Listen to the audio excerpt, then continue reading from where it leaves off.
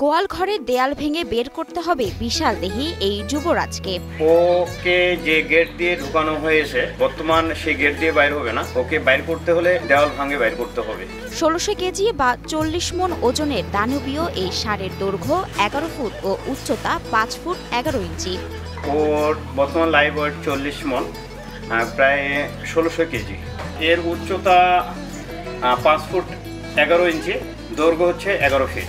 এই যুবরাজের জন্য রাজকীয় ভোজনের ব্যবস্থাও করেন খামারি আবুল কাশেম আবু। দিনে ৮০০ থেকে ১০০০ টাকার খাবার খায় এই যুবরাজ। ও প্রতিদিন ৮ থেকে ১০০০ টাকার দানাদার খাবার খায় এবং পর্যাপ্ত পরিমাণের ঘাস এবং খড় খায়। আধ পাকা ইটের দেয়াল আর টিনের চালা, কাঠের বেড়ার একটি ঘরে বাস করে যুবরাজ। ৪ বছর আগে জন্মের দিনেই তার নাম রাখা হয় যুবরাজ। তার মা বড় কালু থাকেন আরেক ঘরে। যুবরাজের মা এই খামারের প্রথম গরু। যুবরাজের বয়স ৪ বছর।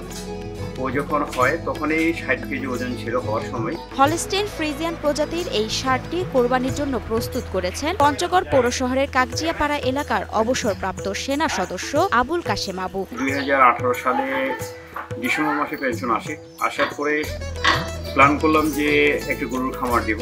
তো সর্বপ্রথম আমি যুবরাজের মাকে ক্রয় করি, করার পর ব্যবসা শুরু করে কিছুদিন পরে আরও ৩টা গরু কিনি। টোটাল ৪টা গরু থেকে আমার খামারে বর্তমান ২৮টা গরু।